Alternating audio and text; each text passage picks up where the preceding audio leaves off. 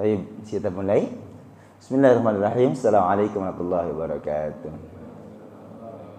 Alhamdulillahilladzi arsala rasulahu bil huda wa dinil haqq liyudhhirahu 'ala ad-dini kullihi wa kafa billahi shahida. Asyhadu an la ilaha illallahul malikul a'la wa asyhadu anna sayyidina maulana Muhammadan 'abduhu wa rasuluhu arsalahu basyiran wa nadhira wa da'iyan ilallahi bi idzni wa sirajan munira. Amma ba'du faqad qala ta'ala a'udzu billahi minasy syaithanir rajim. Bismillahirrahmanirrahim. Laqad ja'akum rasulun min anfusikum azizun 'alaihi ma 'anittum harisun 'alaikum bil mu'minina raufur rahim. Laqad ja'akum, telah datang kepada kalian, sungguh telah datang kepada kalian rasulun, seorang utusan, min anfusikum, dari diri kalian sendiri. Azizun 'alaihi, aziz itu perkasa maknanya, tapi kalau sudah ada ala di belakangnya justru lemah lembut. Jadi azizun 'alaihi, lemah lembut, susah baginya. Ma'anittum, azizun 'alaihi ma'anittum, apa yang membuatmu menderita, penderitaanmu membuat beliau susah. Harisun 'alaikum, sekaligus sangat menginginkan kebaikan untuk kalian. Bil mu'minina raufur rahim, sangat santun dan sayang kepada orang beriman. Wa qala aidan, surah At-Taubah 128. Wa qala aidan, wa ma arsalnaka illa rahmatan lil alamin, tidaklah kami utus engkau ya Rasulullah kecuali sebagai rahmat untuk semesta alam. Surahnya Al-Anbiya 21 ayat 107. Wa qala sallallahu alaihi wasallam, innama ana rahmatum muhdah, saya hanyalah rahmat yang dihadiahkan untuk umat. Kama qala sadaqallahul azim wa sadaqa rasuluhul habibul karim, dzalika syahidin syakirin alhamdulillahirabbil alamin. Bapak Ibu rahimakumullah, alhamdulillah pagi hari ini di pekan kedua hari Sabtu. Sabtunya memang lebih awal, minggunya tanggal 1, Sabtunya baru sekarang Sabtu pertama. Jadi nggak usah bingung, pokoknya patokannya pekan pertama, gitu ya. Sabtunya Sabtu pertama tanggal 7 bulan Oktober 2023 bertepatan dengan 21 Rabiul Awal 1445 Hijriah. Alhamdulillah kita bisa ketemu kembali, nyambung tali kasih di antara kita, sekaligus belajar bareng. Ilmunya Allah luasnya luar biasa. Satu di antaranya adalah kitabnya Ustaz Abdul Somad yang mengutip ayat Al-Quran maupun hadis Nabi Sallallahu Alaihi Wasallam berkenaan dengan 37 masalah yang populer di masyarakat menjadi khilafiyah, perdebatan tengah masyarakat. Kita bedah satu persatu bagaimana ada kedudukan hukumnya, posisi hukumnya, sehingga kemudian kalaupun kita tidak sepakat, kita masih bisa memahami, saling menghargai, untuk saling menghargai satu sama lain. Ini masih malah ngeblur, Pak. Baik, Bapak dan Ibu rahimakumullah, sebagai pembuka tadi surat dan ayat yang saya kutip adalah ayat-ayat berkenaan dengan baginda Nabi Muhammad SAW.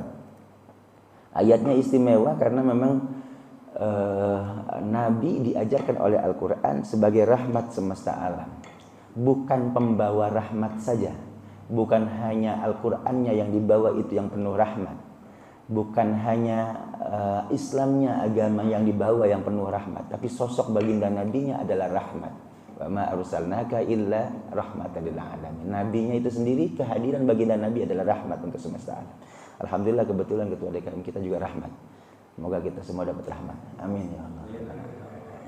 Jadi Bapak, kebayang nggak sinkron antara yang dibawa Islamnya, Al-Qur'annya dengan pembawanya, sama-sama rahmat, penuh kasih sayang.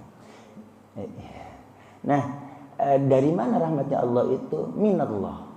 Mana ayatnya? Surahnya Ali Imran surat ketiga ayat 159. Fabima rahmatin minallah, maka sebab rahmat Allah engkau ya Rasulullah lintalahum, engkau bersikap lunak kepada orang, kepada manusia. Nabi itu begitu santun pribadinya, begitu sayang kepada semua orang, karena memang beliaunya sendiri adalah rahmat, sosok yang Allah tampilkan sebagai rahmat. And believe it or not Bapak, surahnya tadi adalah surah Al-Anbiya, surah ke-21 itu Al-Anbiya. Tentang nabi-nabi, ada 16 nabi yang disebut di situ, hanya satu nabi dan rasul yang disebut oleh Allah sebagai rahmat. Dideklarasikan oleh Allah, beliau adalah rahmat. Segala nabi 16 yang lain itu tidak disebut sebagai rahmat kecuali Nabi sallallahu alaihi wasallam. Apa yang kita ingin dapatkan dari sini? Kalau nabinya itu adalah nabi rahmah, nabiyur rahmah, maka kitanya umatnya yang ngaku-ngaku sebagai umatnya mestinya adalah umat yang penuh rahmah. Umat yang peramah bukan pemarah. Ya kan? Yang penuh cinta kasih gitu ya. Bukan maki-maki gitu. Bapak Ibu rahimakumullah, ini pelajaran pertama dari surah Al-Anbiya 21 ayat 107. Istimewa lagi kita gandeng dengan ayat yang kedua ya, At-Taubah. Saya sebutkan tadi pertama malahan. At-Taubah 9 ayatnya ayat 128. Allah katakan, berapa tadi? Benar ya Pak ya? 128 ya. Laqad ja'akum rasulun min anfusikum. Telah datang kepada kalian seorang utusan dari diri kalian sendiri.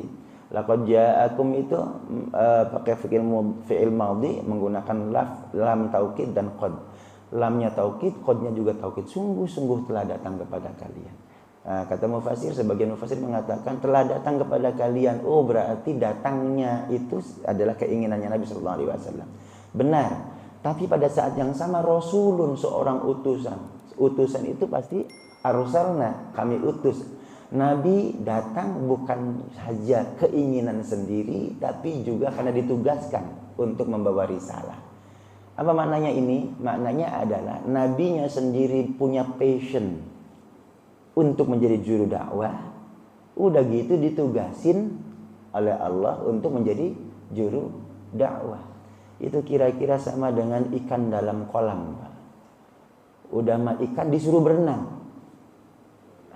Paham nggak Pak? Nabinya tuh memang seneng dakwah, passionnya memang dakwah, disuruh dakwah. Udah pas banget. Orangnya memang pendakwah gitu kan, disuruh dakwah. Ikan disuruh berenang. Sinkron gitu. Wa ma arsalna laqad ja'akum rasulun min anfusikum. Rasulnya itu dari diri kalian, dari makhluk sama manusia. Sehingga tidak ada yang protes gitu. Ayo sholat. Ya wajar, Nabi kan malaikat. Kita manusia. Gak ada cerita begitu kan, nabinya sama-sama manusia gitu kan. Ya Pak. Ayo, kalau Nabi nggak punya nafsu, bukan malaikat, bukan manusia, malaikat misalnya gitu, ya wajar kita. Sama-sama jenis kalian, sehingga kemudian tidak ada alasan untuk kita tidak bisa mengikuti Nabi Sallallahu Alaihi Wasallam. Lanjutnya, anfusikum azizun alaihi ma'anittum tadi. Aziz itu perkasa mana awalnya, tapi kalau ala berarti justru lemah lembut, berarti justru begitu iba, gitu ya. Ma'anittum itu maknya masdariyah. Anittum, anah itu artinya adalah kesulitan, iya, atau penderitaan. Sudah menderita. Anit bahasa fi'il madhi, kata kerja masa lampau. Apa yang sudah membuatmu menderita, menyusahkannya, membuatnya iba. Apa maknanya nih? Kenapa pakai fi'il madhi? Kenapa nggak pakai masdar langsung? Saya bedah nahwunya Pak. Itu menunjukkan bahwa apa yang kalian sudah rasakan sejak dulu Nabi paham, Nabi tahu, dan karenanya kemudian Nabi merasa iba. Itu kenapa menggunakan fi'il madhi ditambah dengan ma masdariyah. Agak dalam ini ilmu nahwu. Prinsipnya, poinnya adalah Nabi itu begitu peka ya terhadap penderitaan umatnya. Ya, jadi pemimpin maka kita harus peka betul tentang apa yang dirasakan oleh yang kita pimpin. Gitu ya. Jangan bodoh amat gitu. Yang dipimpin kayak apa bodoh amat. Yang penting pemimpinnya happy, sudah selesai, dianggapnya semua rakyat happy misalnya, begitu ya. Tidak. Ya, harus peka terhadap penderitaan rakyatnya dengan penderitaan umatnya. Kalau enggak peka namanya pekok. Nabinya ada ma'anittum. Apa tadi? Azizun alaih, sangat baik. Lanjutnya harisun alaikum. Haris, haroso itu artinya adalah rakus, maruk. Maruk untuk apa? Untuk kebaikan kalian. Nabi sangat menginginkan, maksudnya di situ, sangat menginginkan kebaikan, rahmat Allah turun kepada kita semua umat beragama ya, orang beriman. Bil mu'minina raufur rahim, endingnya adalah Nabi itu raufun rahimun. Rauf itu dengan rahim dekat maknanya Pak. Itu perlu ketelitian dalam berkenaan dengan ilmu kebahasaannya untuk bisa membedakan antara rauf dengan rahim. Rauf itu ra'fah. Ra'fah itu apa? Kasih sayang yang berlebihan, jor-joran, itu ra'fah. Kalau rahim, kasih sayang terukur, itu rahim. Bisa jadi karena kasih sayangnya berlebihan, ra'fah itu selalu enak-enaknya saja. Kalau rahim, belum tentu. Bapak sayang sama anak, tidak semua keinginan anak kita kasih. Justru karena sayang. Kalau bapak nggak sayang, bodoh amat. Apapun yang diminta kasih, gitu ya kan. Lulus SD minta motor balap, dikasih nggak kira-kira? Kalau bapak sayang sama anak, rahim itu nggak bakal dikasih. Ya, karena apa? Hari ini belajar motoran, besok udah tabrakan di jalan. Ya. Kalau ra'fah tuh terserah, kasih pokoknya. Itu ra'uf. Oke. Jadi kalau ra'fah itu hanya yang berhubungan, yang punya hubungan, anak kepada orang tua sama anaknya, atau kakak sama adiknya, itu ra'fah. Kasih sayang yang tercurah karena ada hubungan. Kalau rahim, rahmah tidak. Walaupun bukan keluarga, siapapun rahim itu berlaku. Ra'fah karenanya hanya untuk yang dicintai saja. Kalau orang tua sayang sama anaknya, kemudian ngasih jor-joran, itu ra'fah namanya. Ya. Kalau rahim, meskipun tidak ada hubungan, bahkan kepada orang yang jahat sekalipun, itu namanya rahmah. Allah mendampingkan kata ra'uf itu dengan rahim untuk kemudian menjadi balancing gitu. Satu sisi Allah itu jor-joran, kasih sayang, tapi sisi yang lain tujuannya selalu baik dan pasti akan prosesnya baik, ujungnya juga baik, gitu kan? Sifat Allah yang ra'ufun rahim itu hanya diberikan kepada satu sosok manusia saja, yakni Nabi Muhammad sallallahu alaihi wasallam. Tidak ada yang bilang lain. Pak, dahsyatnya ini sifat Allah ini didampingkan dua sekaligus, ra'ufun rahimun. Ra'uf tadi jor-joran, rahim terukur. Ra'uf tadi adalah selalu menyenangkan, rahim bisa jadi menyakitkan awalnya tapi ujungnya pasti itu didampingkan dua-duanya. Hanya ada satu sosok Nabi saja, manusia saja, yakni Nabi Muhammad sallallahu alaihi wasallam. Yang lain tidak. Kembali pelajaran untuk kitanya yang ngaku sebagai umatnya Nabi, mestinya mencontoh akhlaknya Nabi yang raufun rahim, akhlaknya Allah Subhanahu wa taala.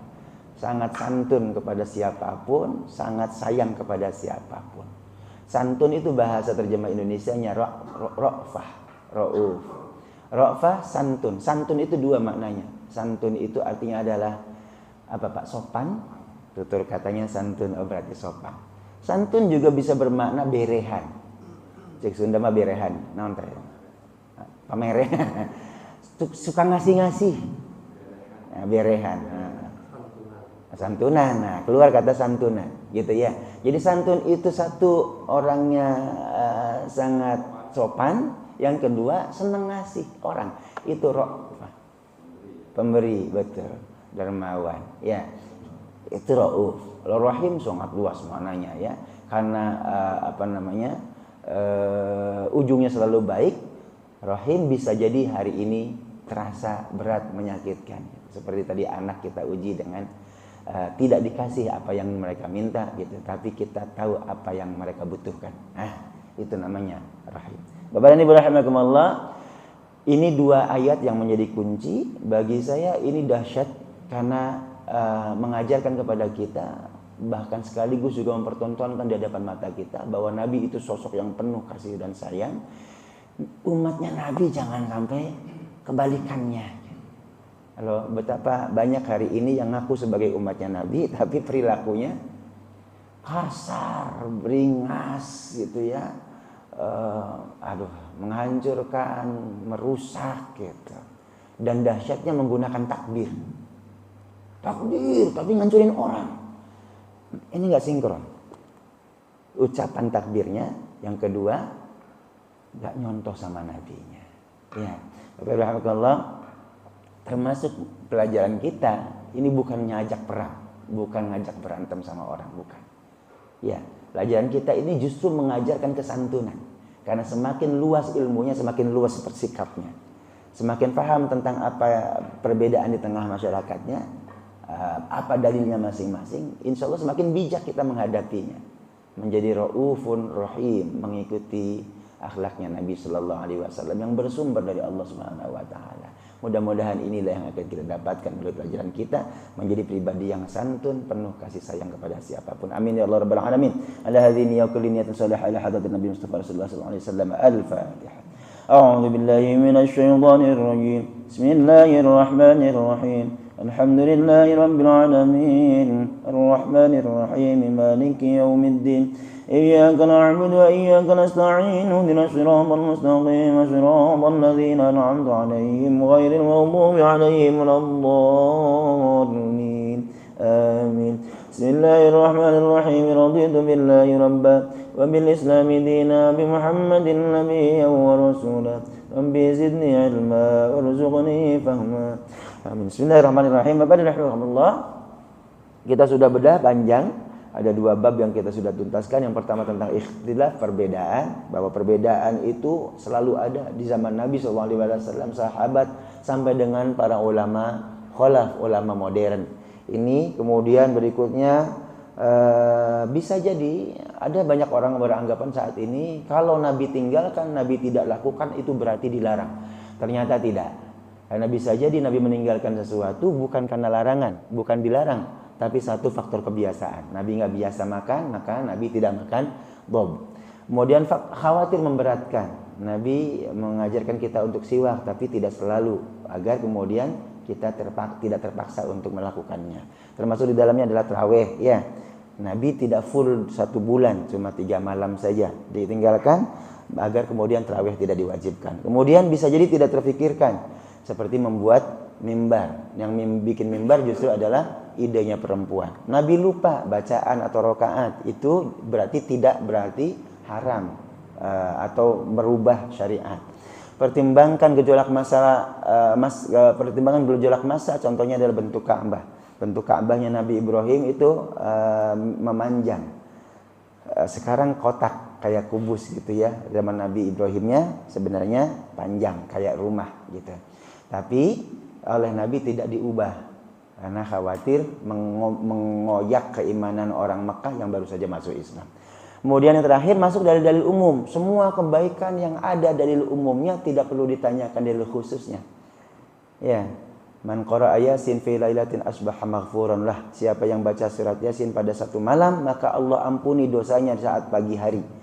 Malam apa? Terserah, malam apapun. Malam Senin boleh, malam Jumat oke. Jangan karena malam Jumat tidak ada dalil surat Yasin kemudian dalil umum diabaikan. Tidak, gitu. Kira-kira seperti itu. Ada dalil khusus ya silakan pakai. Dalil khususnya apa? Al-Kahfi pada hari Jumat. Bagaimana caranya Pak? Dampingkan dua-duanya. Baca Yasinnya, baca Al-Kahfinya sekalian. Jangan sampai ada orang yang suka baca Yasin berantem sama orang yang suka baca Al-Kahfi. Ini kebodohan dalam agama. Ya Pak. Baik, berikutnya ijtihad sahabat di masa hidupnya Nabi SAW, kita sudah kupas nih. Di masa nabinya masih hidup, sahabat berijtihad.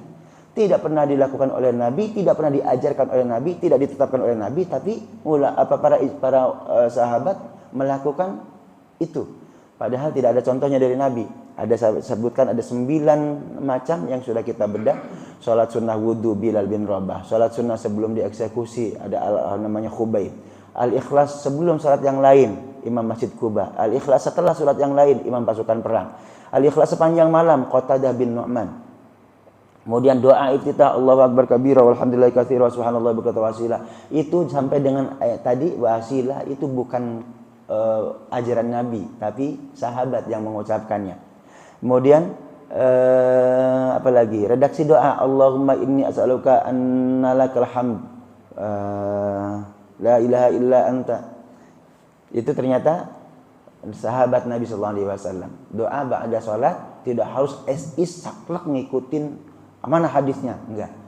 Bahkan kita bisa boleh berdoa dengan bahasa Indonesia meskipun nabinya enggak pernah doa pakai bahasa Indonesia.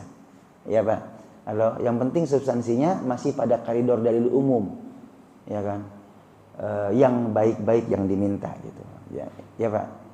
Doanya itu contohnya adalah sahabat Nabi sallallahu alaihi wasallam, perawinya Anas bin Malik. Ada doa tambahan setelah doa ruku, Rabbana gimana doa ruku tuh? Subhana rabbiyal azimi wa bihamdi. Rabbana Lakal hamdu hamdan thayyiban mubarakan fi. Ini ruku apa yang tidal? Yang tidal nih. Yang tidal, sorry. Sami'allahu liman hamidah. Rabbana walakal hamd. Itu contohnya ada di nabinya.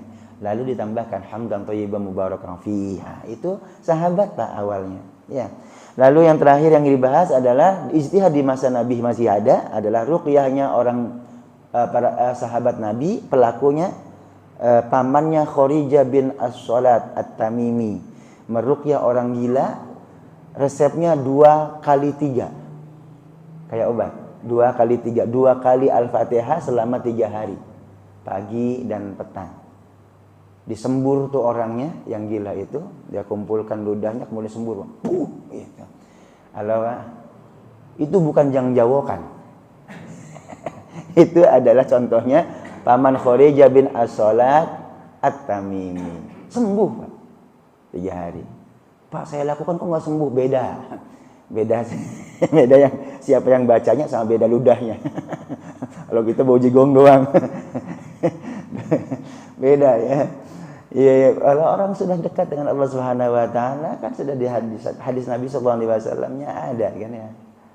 Akulah pendengarannya yang dia mendengar, tajam pendengarannya. Akulah mulutnya, tajam itu Pak.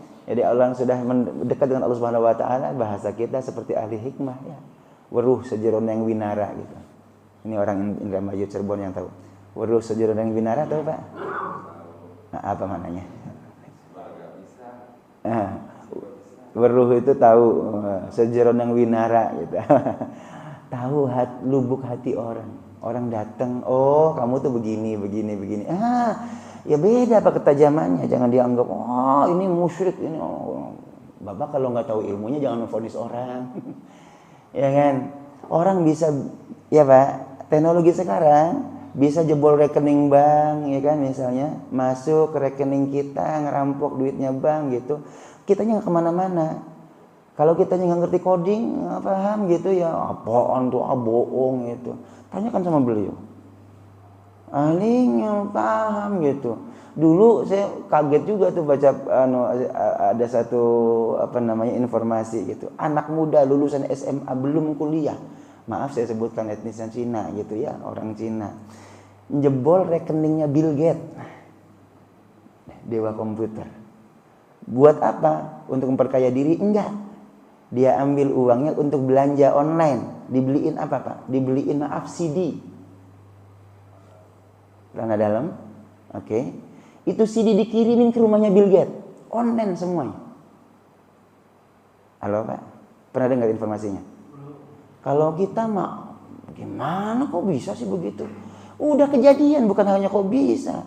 Dikirimin CD-nya itu ke Bill Gates. Apa tujuannya? Melecehkan. Woi Bill Gates, lu secanggih-canggihnya lu, gue kalahin lu. Rekening lu gue jebol.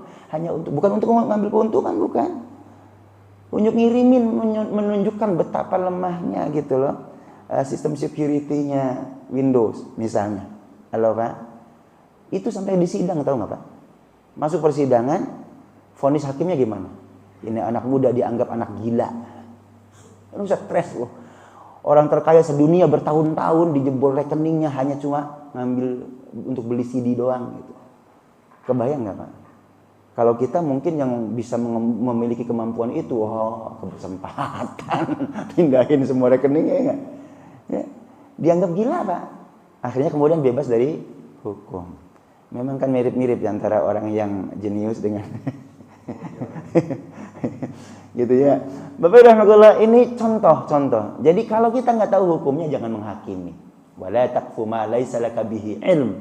Kata Al-Qur'an, jangan kamu menghakimi sesuatu yang kamu nggak tahu. Bapak rahmatullah, termasuk ini. Ruqyah atau sepertinya kemudian dianggap apaan musyrik. Ya Allah gitu. Beda ketajamannya, Pak. Ya. Baik, Bapak rahmatullah, ini contohnya. Berikutnya, ijtihad sahabat sepeninggal Nabi Shallallahu Alaihi Wasallam, apakah sudah ada? Ada.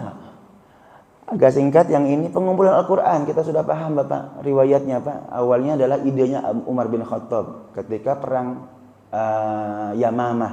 Perang Yamamah itu Nabi SAW wafat, kemudian digantikan oleh Abu Bakar As-Siddiq menjadi khalifah cuma 2 tahun saja. Terjadi pemberontakan. Pemberontakan yang pertama adalah ada orang yang ngaku-ngaku Nabi. Siapa namanya? Musailamah Al-Kazzab. Oh, tuh turunkan pasukan, ini kurang ajar. Ini bukan main-main. Abu Bakar itu orang pribadinya sangat santun, penyabar, penyayang.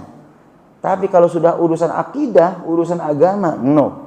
Tidak pandang bulu, harus tegas. Ya, Pak. Sampai siapa tadi namanya? Musailamah Al-Kazzab diperangi bener-bener tuh. Ancur-ancuran, Pak, perang. Sayangnya sangat banyak para hafizul Quran yang meninggal dunia. Akhirnya kemudian Umar bin Khattab, Abu Bakar, ayo kita kumpulkan Al-Quran. Kata Abu Bakar, nggak mungkin saya melakukan sesuatu yang tidak dilakukan oleh Nabi SAW. Awalnya nolak, Pak. Sama seperti orang kita saat ini gitu ya, nolak sesuatu yang baru. Kata Abu Bakar, ini sesuatu yang baru, bid'ah namanya. Kata Umar bin Khattab, wallahi huwa khair gitu. Ini baik. Kalau kita tidak lakukan, nanti generasi setelah kita tidak tahu Al-Quran. Akhirnya kemudian setelah perang terjadi, baru tergetar tuh hatinya Abu Bakar. Oke, kalau begitu benar. Umar, ente benar gitu. Kita kumpulkan Al-Quran. Carilah orang yang kompeten. Namanya Zaid bin Sabit. Zaid bin Sabit. Yuk kita kumpulkan Al-Quran. Kata Zaid bin Sabit, sahabat Pak awalnya. Ini kan nggak pernah dilakukan oleh Nabi, nggak mau bukan kesempatan. Ini proyek. Enggak begitu. Zaid bin Sabit, ini nggak pernah dilakukan oleh Nabi. Saya bagaimana pun saya lakukan. Benar, tapi tidak semua yang tidak dilakukan oleh Nabi otomatis terlarang. Saya juga disadarkan sama Umar, kata Abu Bakar As-Siddiq. Coba kamu bayangin, kalau sekarang tidak dikumpulkan, sementara begitu banyak yang meninggal dunia, para penghafal Al-Quran. Nanti siapa yang mengenal Al-Quran di belakang kita? Oke, kalau begitu. Baru kemudian dikumpulkan, baru dikumpulkan doang. Setelah dikumpulkan pada masa Abu Bakar 2 tahun, Umar 10 tahun, 12 tahun. Setelah itu ditempatkan di rumahnya Hafsah binti Umar bin Khattab, istrinya Rasulullah SAW. Baru setelah di masa pertengahan Utsman bin Affan menjabat sebagai khalifah, baru kemudian Utsman sebagai salah satu penulis wahyu terpetik ide semakin luas kekuasaan Islam, semakin butuh orang tentang Al-Quran dalam bentuk yang lebih mudah dicerna, dibaca, yakni dalam bentuk buku.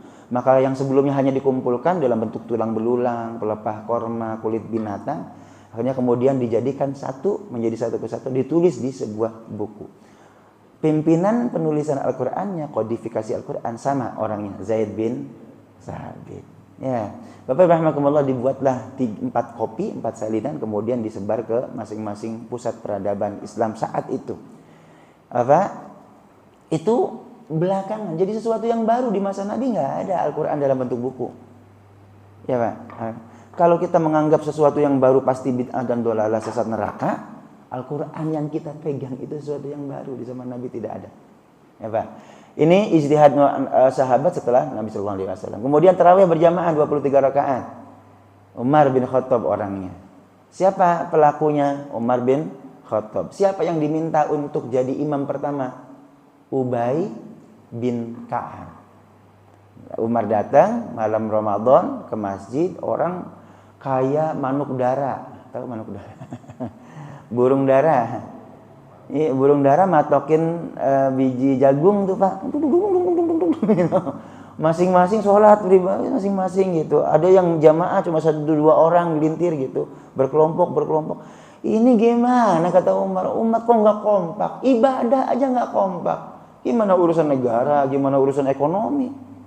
Halo, baik, sini. Kumpulin orang, imamnya ente. Ini kalau bahasa kita gitu, Pak. Apalagi Umar ya kan, tegas orangnya gitu. Ubay, sini. Kamu naik maju ke depan jadi imam gitu. Semua orang ikut. Itu yang pertama kali membuat seperti itu adalah Umar bin Khattab. Bikin 23 rakaat, 20 tarawihnya, 3 rakaat witirnya. Umar bin Khattab lagi. Karena kalau kita merujuk kepada Nabi SAW, seperti riwayat Aisyah, la yazid wa la yanqus min 11 rakaatan. Nabi tidak pernah melebihi salat 11 rakaat. Okay? Di Ramadan wala fi ghairiha, juga tidak juga di luar. Di Ramadan maupun di luar Ramadan hanya 11 rakaat. Itu yang dijadikan dalil oleh kita, terutama di perkotaan nih, Pak. Diskon jadi 50%. Itu diskon 50%, Pak.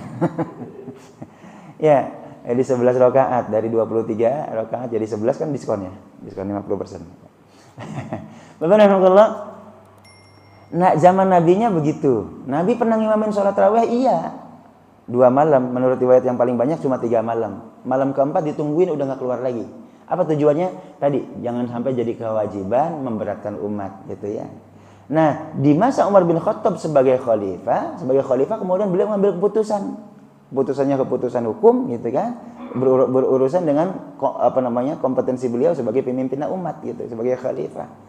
Nah, khalifah kan pengganti Nabi, gitu kan? Tetapkanlah sekarang kita nggak cukup cuma 11 rakaat, tapi 23 rakaat. Jumlah rakaatnya kemudian diimamin oleh orang yang sama sepanjang Ramadan. Nabinya kan tidak mencontohkan sepanjang Ramadan. Oke, Pak. Bahkan Umar bin Khattab mengatakan ni'matul bid'ah hazih. Tanpa tedang aling-aling, beliau menyebutkan ini bid'ah, ni'matul bid'ah, bahkan disebut sebagai bid'ah terbaik. Bid'ah yang paling indah. Halo, Pak. Kalau semua bid'ah dolalah yang kita pahami kemudian semua yang baru berarti sesat, neraka.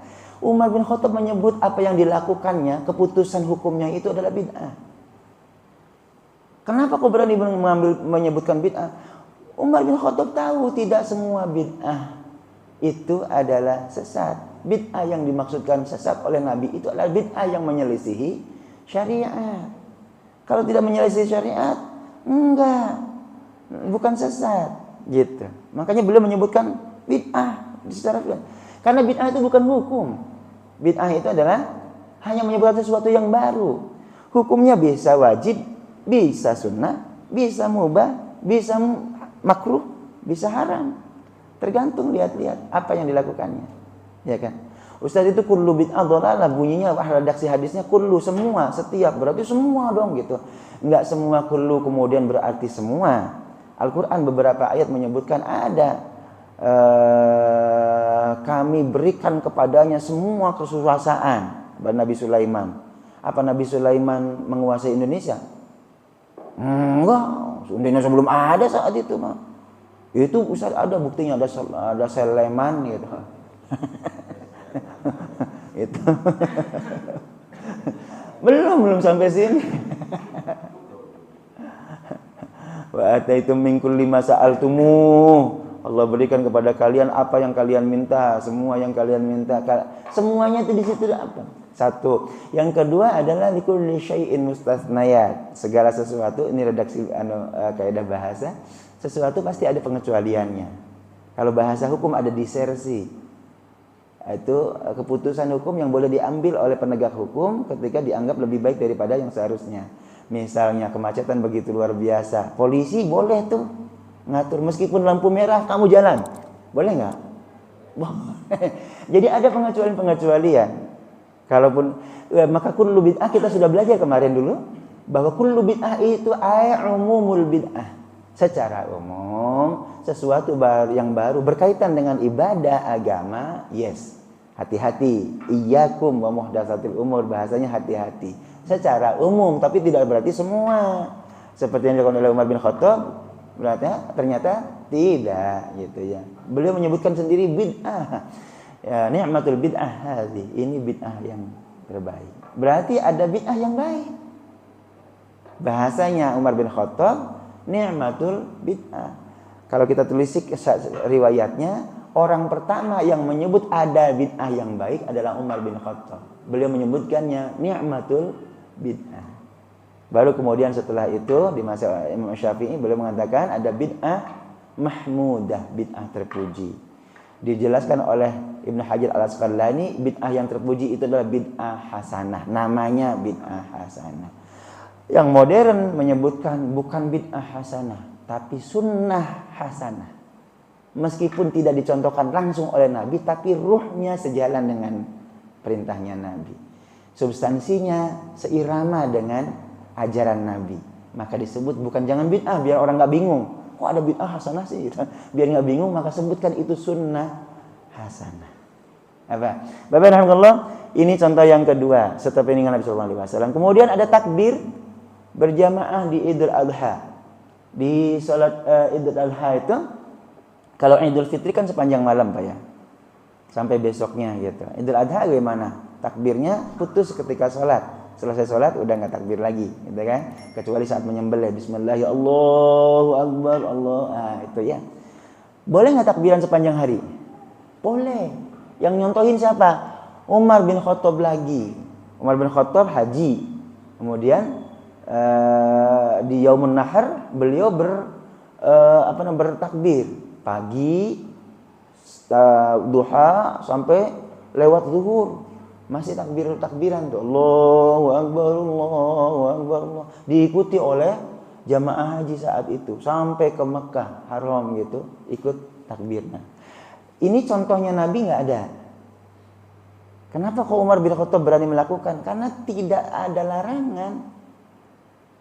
Kalau Idul Adha cukup saat sholat aja misalnya gitu, sepanjang hari jangan. Nggak ada larangannya. Itu karenanya makna takbirnya silakan. Itu kan mengagungkan Allah Subhanahu wa taala. Kalau orang menyembelih bertakbir, yang tidak menyembelih juga silakan boleh bertakbir. Apalagi jamaah haji saat itu sedang puncak-puncaknya haji, ya Pak ya. Maka takbir mengagungkan Allah Subhanahu wa taala. Daripada ngobrol lagi. Gimana anak istri? Lagi ibadah ngomongin orang, ngomongin anak, ngomongin istri, ya Pak. Kira-kira biar fokus.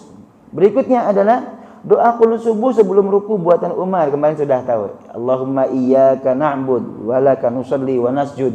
Ujungnya bagus enaknya. Tak dud gitu. Itu ternyata adalah karya Umar bin Khattab. Dilakukan sebelum ruku. Jadi setelah baca surat, kemudian langsung doa qunut. Itu doa qunutnya Umar bin Khattab gitu ya. Bacaannya beda, enggak diajarkan oleh Nabi, boleh. Kenapa kok berani melakukan itu? Karena sholat itu maknanya nama ad-du'a. As-sholah lafzon ya Pak, lughatan hiya ad-du'a. Sholat itu adalah doa. Karena sholat itu doa, maka kalau kita tambah doa ketika sholat, nggak apa-apa, silakan. Bapak punya hajat besok, bentar mau nikahin anak nih, ya Allah, begitu sujud, manjangin sujudnya gitu. Kemudian ngadu sama Allah. Jangan diucapkan pakai bahasa Indonesia mah, gitu. Tapi boleh kita mengadu, ya Allah, besok kan, dalam hati gitu. Silakan. Karena itu kesempatan untuk berdoa, munajat Allah Subhanahu wa taala. Baik, contohnya adalah Umar bin Khattab, doanya disebut doa qunut sebelum ruku. Azan pertama Jumat, Utsman bin Affan. Zaman Nabi Jumat berapa kali azannya? 1 kali. Sebelum naik mimbar. Sebelum khutbah ya, naik mimbar kemudian azan sekali. Utsman bin Affan ketika menjadi khalifah mengambil kebijakan yang berbeda. Zaman itu belum ada handphone, belum ada laptop, belum ada jam tangan gitu ya. Orang nggak tahu ini udah waktu zuhur belum ya. Apalagi sekarang zuhurnya lebih awal. 11.41 udah zuhur. Ya, orang yang di kantor itu cepat amat, belum jam 12. Orang kantoran mah jam 12 patokannya Pak. Jadi kalau saya sholat Jumat di mana diundangnya khutbahnya di masjid kantoran jam 12 patokan. Bukan jam zuhur. Ya Pak. Itu sudah ada jam. Apalagi kalau belum ada jam. Gitu. Maka kemudian Utsman bin Affan bikin azan sekali di pasar biar orang ingat ini hari Jumat, bentar lagi waktu gitu kan. Azan di pasar, orang buru-buru kemudian ke masjid siap sholat Jumat. Waktu zuhur mancer lengser dikit, aqimis sholata liduluki syams, lengsernya matahari. Lengser matahari itu pancer begini dikit nyengser, itu masuk waktu zuhur. Baru kemudian azan Jumat beneran di masjidnya. Kemudian qad qamatis shalah, Utsman bin Affan jawab, marhaban bil qailin adlan wa sidqan. Itu tidak ada nabinya. Karya siapa? Utsman bin Affan. Jadi ada Umar bin Khattab, Abdullah bin Umar, labbaika, saya kemarin ya. Talbiyahnya buatan Umar bin Khattab, itu dikutip oleh Abdullah bin Umar bin Khattab, anaknya. Labbaika labbaik wa sa'daik wal khairu biyadaik gitu. Nama nabinya tidak ada bunyi redaksi seperti ini. Umar bin Khattab dan anaknya menambah itu ya. Kok boleh sesuai sebenarnya dengan tarbiyahnya Nabi sallallahu alaihi wasallam. Utsman bin Affan ada dua nih. Azan pertama Jumat dengan jawaban qomat. Qad qamatis salat wa qad qamatis salat. Jawabannya gimana? Marhaban bil qailin adlan wa sidqan, kata Utsman bin Affan. Kalau kita biasanya gimana, Pak? Kalau qomat dijawab enggak? Enggak dijawab ya? Enggak dijawab ya. Utsman bin Affan ngajarin jawaban untuk salat untuk qomat adalah ini. Qad qamatis salat marhaban bil qailina adlan wa sidqan. Diamalkan boleh? Boleh, seperti kita mengamalkan azan 2 kali saat Jumat itu. Ini namanya sunnah khulafaur rasyidin.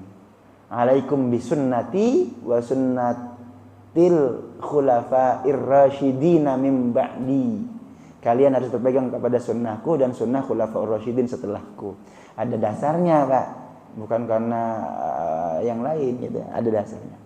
Lanjutnya Aisyah ada larangannya. Kalau Aisyah ini luar biasa, melanggar larangan Nabi yang umum sifatnya. Apa itu? Nabi melarang kita shaumud dahr. Shaumud dahr itu puasa sepanjang tahun. Bukan daharnya orang Sunda atau orang Jawa ya. Kalau daharnya orang Sunda makan malahan. Shaumud dahr puasa tapi makan, gimana tuh? Bukan. Ini daharnya bahasa Arab. Aisyah melakukannya puasa setahun penuh. Kok bisa begitu? Itu dalil umum, larangan Nabi untuk orang umum. Namanya juga dalil umum. Kalau orangnya khusus, itu insya Allah tidak akan terganggu nafkahnya, tidak terganggu kehidupan dunianya. Puasa sepanjang tahun ya silakan aja.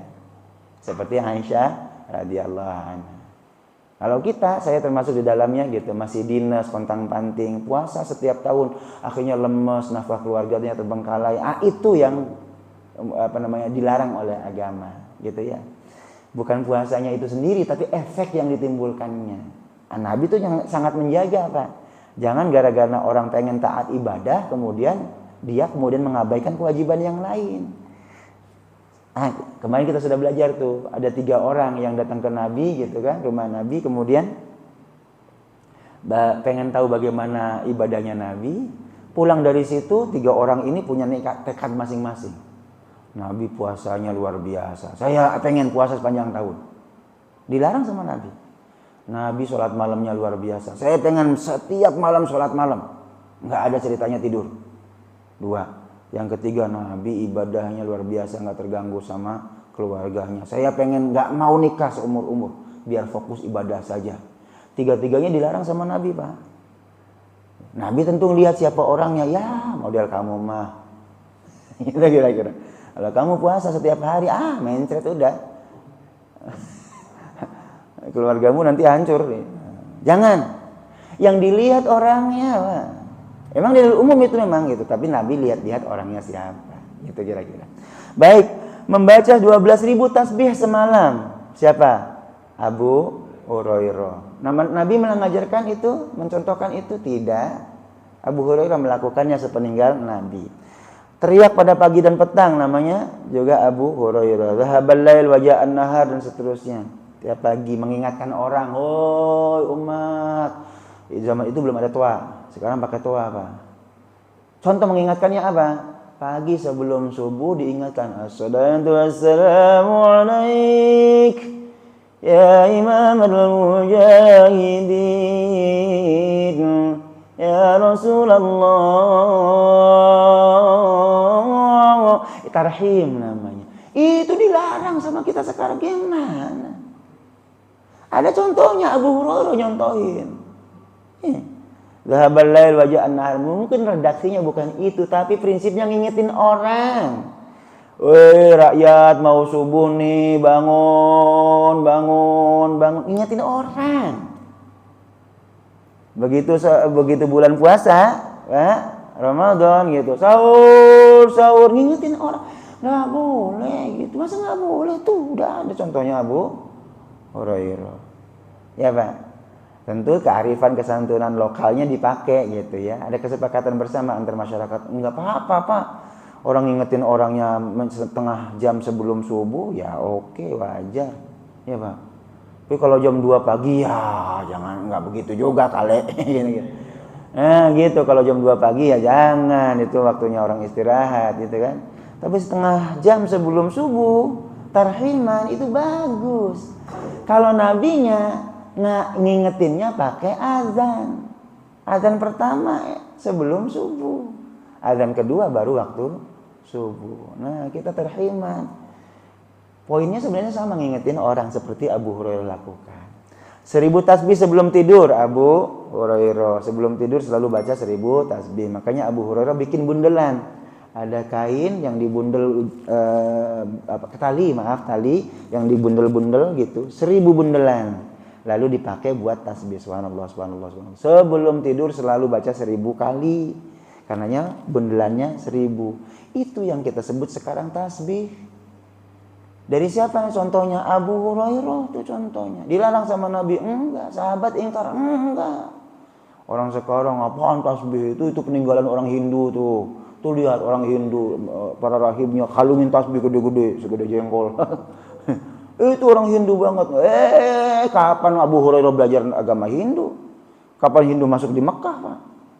Orang Arab sampai hari ini dari dulu nggak pernah kemasukan agama Hindu kan? Nah, orang Hindu yang ikutin Abu Hurairah. Bagus nih. Biar ingat bacaannya berapa kali, berapa putaran kan gitu Abu Hurairah tuh. Jadi jangan gampang lah memvonis gitu ya. Dianggapnya ngikutin Hindu. Nah, orang Hindu yang ngikutin kita. Termasuk di dalamnya itu tradisi doain almarhum 1 hari, 7 hari, 40 hari. Bukan kita ngikut Hindu, Pak. Orang Hindu yang ngikut kita. Halo? Keliru tuh, dituding kan sekarang kita kan. Oh, umat Islam ngikutin orang Hindu tuh. Kalau kematian kemudian nahlilin sampai 1 hari, 7 hari, ya 40 hari nyewu gitu. Mendak. Ngikutin orang Hindu. Orang Hindu mana yang ngelakuin begini? Di Bali ada Hindu, emang mereka bikin acara tahlilan 7 hari? Nggak ada. Di India saat hari ini orang Hindu begitu banyak, mereka tahlilan 7 hari. Atau bahasa mereka apalah gitu ya, 7 hari. Enggak. Itu tahlilan 7 hari tahu nggak Pak dari siapa? Dari Tawus namanya. Imam Tawus. Tawus itu siapa? Lahirnya 12 Hijriyah. 2 tahun setelah sepeninggal Nabi SAW. Tawus itu kalangannya tabi'in. Berguru kepada para sahabat. Halo? 2 tahun sepeninggal Nabi lahir beliau. Siapa aslinya? Orang mana ini? Orang Yaman. Beliau ini orang Yaman, lahir 2 tahun sepeninggal Nabi SAW, kemudian berguru kepada para sahabat. Beliau mengatakan, orang yang meninggal itu akan disiksa di akhirat, sebab di barzah, sebab tidak satu pun di antara kita yang nggak punya dosa, ya kan? Maka hai anak-anaknya, ahli warisnya, sedekahlah untuk beliau selama 7 hari. Halo? Maka orang tahlil kemudian dikasih hidangan. Itu bukan memberatkan keluarganya, itu sedekah untuk almarhum gitu.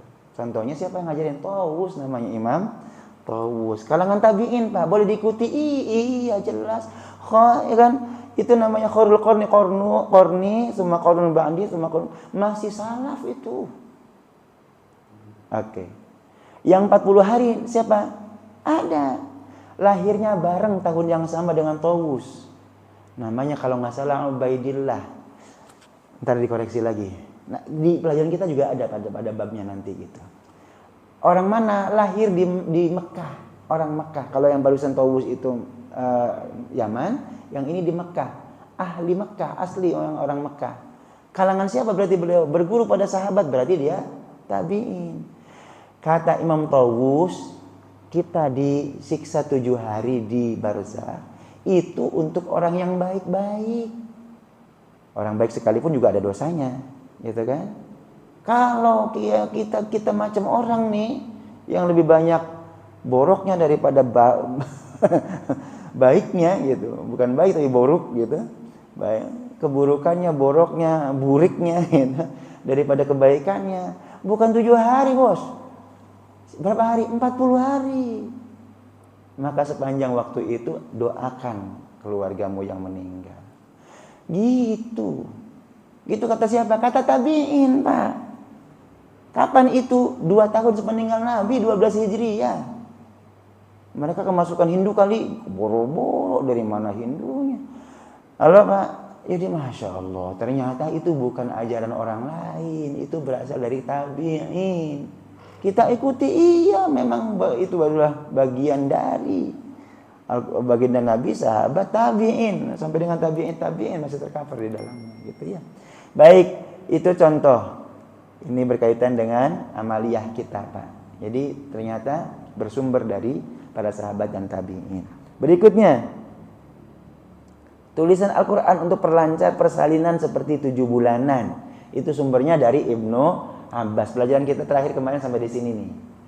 Ibnu Abbas mengajarkan kalau ibu hendak bersalin gitu ya, sudah hamil tua gitu, didoain. Doakannya itu yang kita lakukan di Indonesia dengan tradisi 7 bulanan, mitoni, ya 7 bulan kita kemudian mendoakan orang ibu yang sedang hamil gitu ya. Biasanya anak pertama apalagi, gitu. Doainnya gimana? Ditulisin Al-Quran di 1 lembar kertas, masukin ke air, gitu kan. Airnya kemudian diminum, sebagian untuk mandi. Apa itu ngalap berkah Al-Quran? Ada contohnya ini Ibnu Abbas. Mana dia? Ibnu Abbas. Contoh ini itu. Ada yang lain? Kalau 4 bulan namanya ngupati. Ngupati itu pakai kupat. Iya, kalau ngupati pakai kupat gitu kan. Sedekah. Apa sebab? Itu ternyata secara medis terbukti. Satu, ada dalilnya Al-Quran, ada hadisnya. Ada hadisnya. Kata Nabi, inna khalqa gimana yang benar? Setiap anak kullu bani Adam yukhlaqu fi batni ummihi arba'ina yawman nutfatan summa yakunu mithlu dzalika 'alaqatan summa yakunu mithlu dzalika mudghatan. Kata Nabi, setiap kita anak cucu Adam ini diciptakan di perut ibunya, dalam rahim ibunya 40 hari sebagai nutfah, cairan. 40 hari sebagai alaqah, segumpal darah. 40 hari sebagai mudghah, segumpal daging.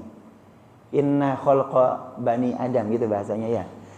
Terciptanya 40 hari nutfah, cairan, 40 hari alaqah, segumpal darah, 40 hari mudghah, segumpal daging. 40 kali 3 Pak, berapa hari? 120 hari dibagi 30 hari sebulan. 4 bulan, ngupati itu namanya. Halo? Lalu Allah tiupkan ruh kepadanya. Kenapa kita ngupati? Sebab Nabi ngajarin ketika sudah 4 bulan Allah tiupkan ruh kepada janin itu, hidup. Terbukti medis Pak sekarang. Sebelum 4 bulan kalaupun digugurkan ada alasan medis, itu no problem karena belum hidup. Tapi kalau sudah 4 bulan dipertimbangkan, ada alasan medis yang bisa diterima atau tidak. Kalau tidak ada alasan medis, nggak boleh digugurkan. Karena sudah hidup medis. Nabi nggak pernah belajar kedokteran, tapi Nabi tahu saat 4 bulan, itu janin sudah hidup.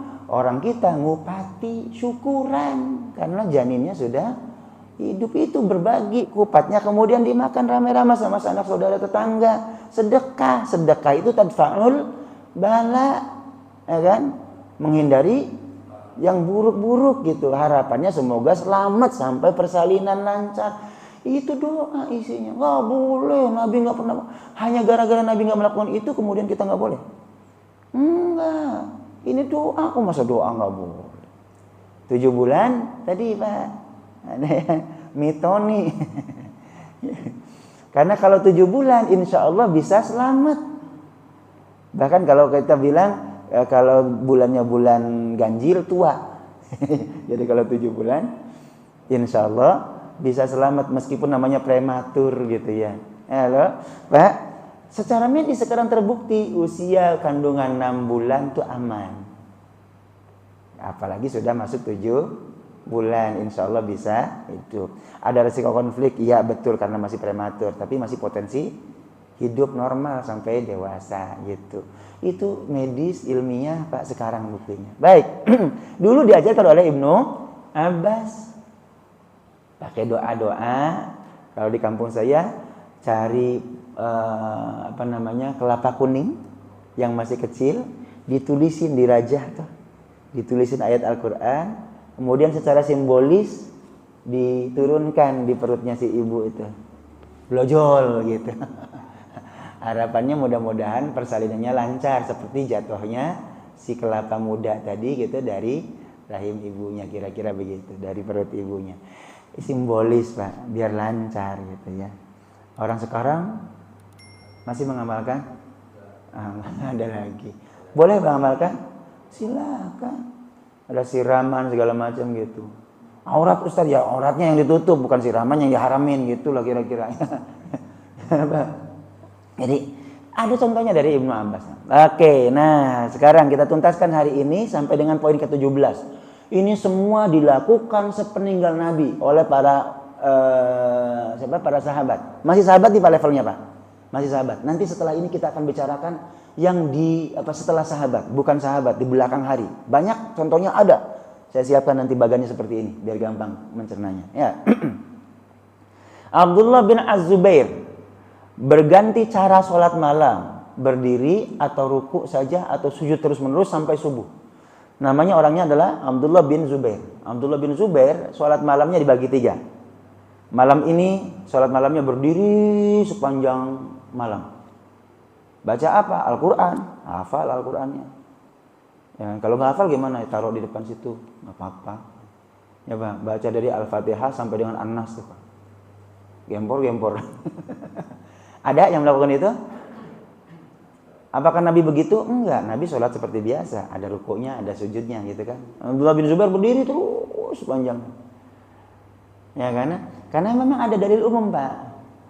Kunut namanya. Kunut itu berdiri tegak ya sepanjang malam. Atau misalnya Al-Qur'annya nanti ada sebutkan, saya sebutkan. Baik, 1, ruku terus. Besoknya ruku terus. Ada ayatnya farka'u ma'ar raki'in, ruku lah tuh. Yang berikutnya sujud terus. Besoknya hari ketiga sujud, salatnya sujudnya yang lama. Sujud terus. Wasjud waqtarib. Sujudlah dan mendekatlah. Itu perintah Al-Qur'an kan? Dilakukan oleh Abdullah bin Zubair. Jadi besok hari ini berdiri terus-terusan. Besoknya ruku yang panjang. Ujungnya kemudian besoknya lagi sujud panjang gitu. Bagi kita aneh, ini model apa sholat begini? Ini agama baru. Ya Pak. Halo, kalau merujuk kepada Al-Quran ada. Alladzina yadhkuruna Allaha qiyaman wa qu'udan wa 'ala junubihim. Qiyaman di mana? Berdiri, duduk itu. Orang ulul albab yang cerdas itu adalah alladzina yadhkurunallaha, yang mengingat Allah, zikir kepada Allah. Satu di antara zikirnya adalah salat. Karena salat itu bagian dari zikir, doa, gitu kan. Salatnya gimana? Qiyaman, berdiri. Ada dalilnya. Kalau ruku tadi, farka'u ma'ar raki'in, rukuklah bersama orang-orang yang ruku. Sujud, wasjudu waqtarib. Masing-masing punya dasar, punya dalil. Diingkari oleh sahabat, enggak, silakan kalau mau melakukan itu. Abdullah bin Zubair contohnya.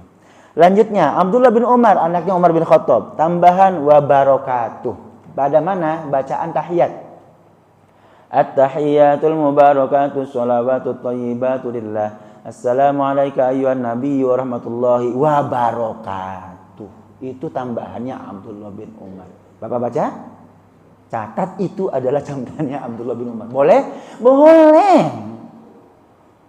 Bahkan tahiyat kita itu enggak persis sama Pak dengan ucapan Nabi, dengan ajaran Nabi.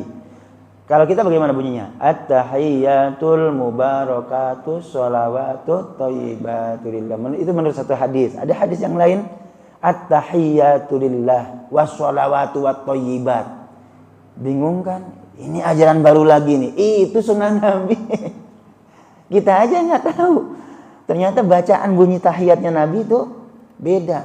Ustaz, itu kan rukun sholat, kok bisa beda-beda? Iya, boleh. Sebentar. Ini tasbih, tahiyat saya penting sampaikan. Biar nggak berantem gara-gara bacaan tahiyat. Ini Rasulullah tuh begini tahiyatnya. At-tahiyyatu lillah.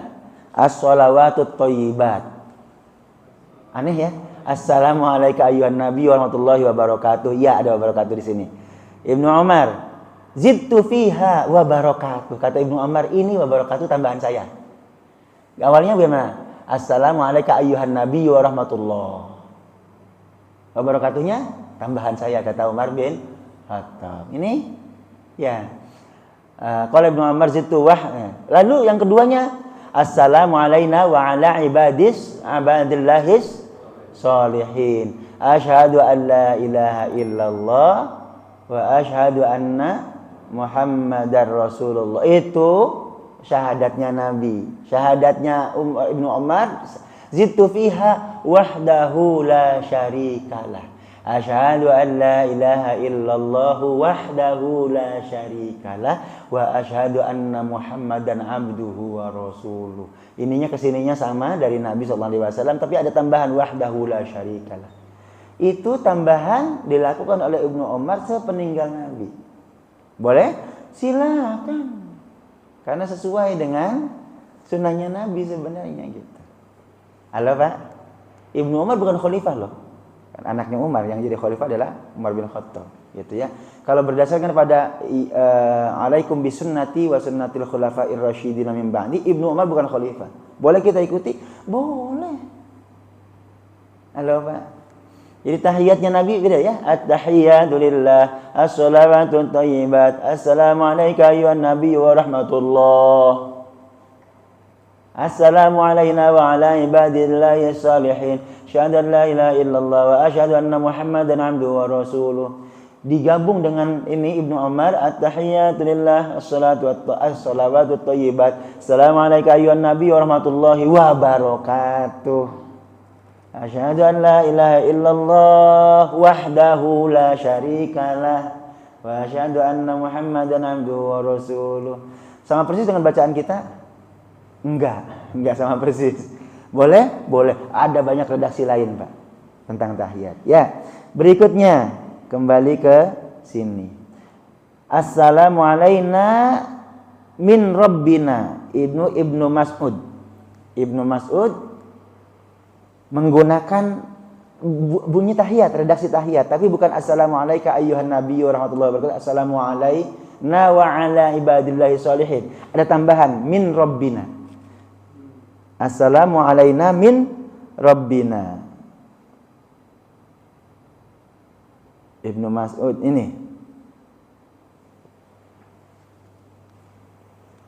Nah, Ibnu Mas'ud mengatakan ini, assalamu alayna min rabbina. At-Tabrani fil Kabir wa rijalun sahih. Karena Ibnu Mas'ud yaqulu ba'da assalamu alayka ayyuhan nabiy wa rahmatullahi wa barakatuh. Bacaan tahiyat, beliau menambahkan assalamu alayna min rabbina. Mir rabbina, dari Tuhan kami. Selamatan untuk kami, dari Tuhan kami. Assalamu alayna wa ala ibadillahi sholihin. Tambahkan di tengahnya, disisipin. Assalamu alayna mir rabbina wa ala ibadillahi sholihin. Itu tambahan dari Ibnu Mas'ud. Ibnu Mas'ud itu anaknya Abdullah bin Mas'ud. Ya, Ibnu Mas'ud itu namanya Abdullah. Bapaknya namanya Mas'ud. Beliau adalah yang Nabi juluki sebagai Dawudnya umat Islam. Indah bacaannya luar biasa. Ibnu Mas'ud. Ibnu Mas'ud adalah yang berhasil memenggal palanya Abu Jahal di saat perang Badar. Beliau. Berikutnya Abu Darda. Abu Darda tasbih 100.000 kali sehari. Kalau Abu Hurairah 1.000 kali, paling banyak 12.000 kali. Abu Darda 100.000 kali sehari. Halo, boleh Pak? Boleh. Nggak ada contohnya dari Nabi, ya nggak apa-apa. Ada perintah umum, ya kan, untuk bertasbih. Tasbih ada perintah umumnya kan, Al-Quran maupun hadisnya. Kemudian yang terakhir hari ini adalah beda cara sholat sunnahnya Abu Dzar. Abu Dzar cara sholat sunnahnya unik. Mana dia? Nih.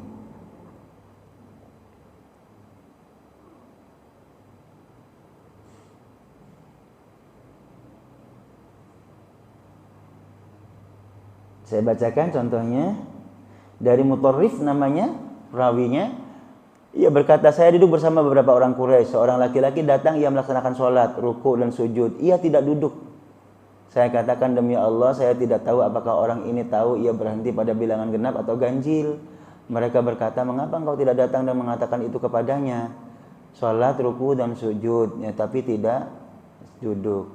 Lalu saya bangkit kata, "Hai hamba Allah, kenapa kamu nggak berhenti pada bilangan genap atau ganjil? Saya tidak melihat kamu berhenti pada bilangan genap atau ganjil." Yang menjawab, "Tapi Allah mengetahui saya melakukan okay. Dan seterusnya, siapa yang sujud karena Allah dan seterusnya, Allah tuliskan dan seterusnya. Oke. Tidak duduk apa nih? Bisa jadi dipahami tahiyat awal. Tahiyat awal. Nggak ada genap, nggak ada ganjil. Misalnya sholatnya sholat maghrib 3 rakaat ya Pak ya. Itu nggak ada tahiyat awalnya. Siapa namanya? Abu Darda gitu ya. Lalu Abu Darda masuk ke masjid orang gitu kan. Kemudian dia sholat maghrib. Ini gampangannya biar kita paham gitu ya. Sholat maghrib nggak pakai tahiyat awal. Orang sekitar, penduduk asli situ gitu kan, ngomongin ini siapa nih? Kok dia nggak pakai sholat tahiyat awal ya? Lempeng aja tiga rakaat gitu. Nah, ada yang dianggap kompeten gitu kan. Tolong dong kasih tahu tuh, nggak ada tahiyat awalnya gitu. Apa dia lupa apa gimana? Ya. Orang ini namanya mutorif kemudian mendekat. Hah? Itu sholat sunnah kayaknya.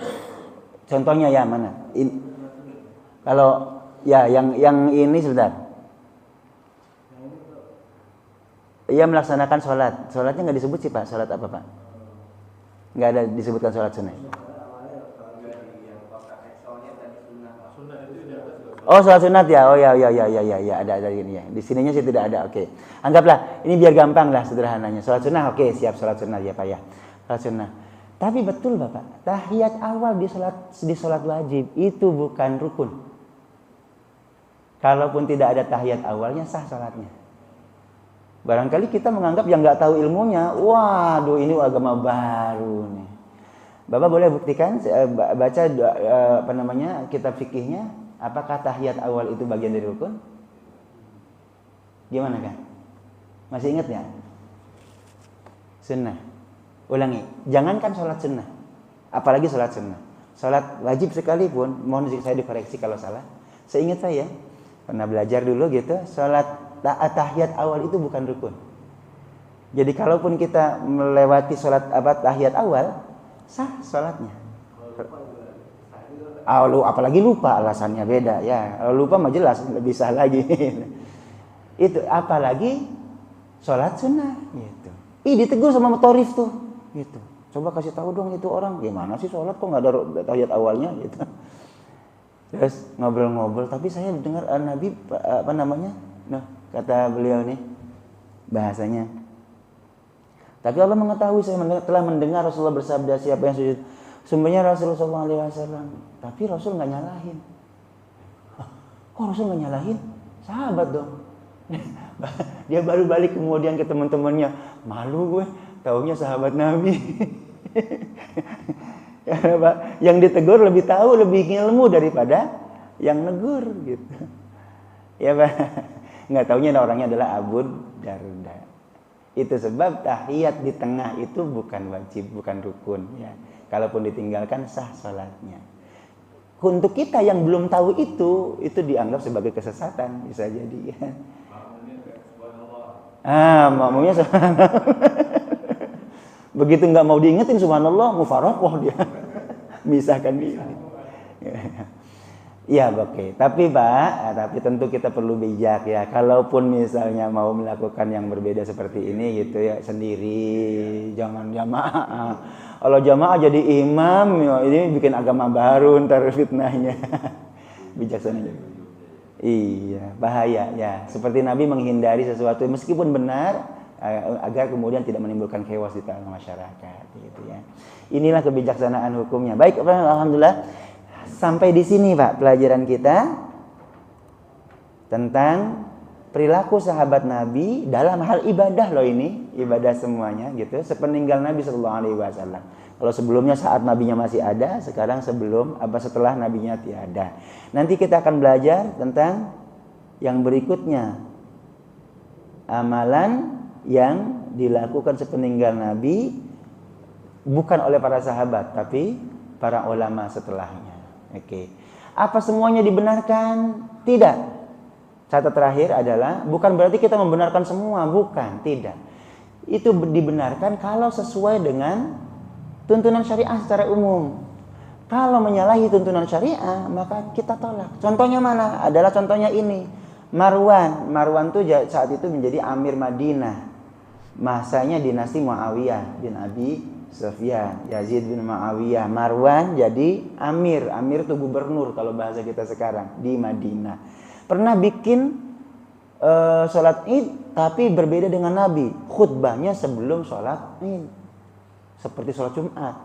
Beda sholat Jumat dengan sholat id. Kalau sholat Jumat khutbah duluan, baru sholat.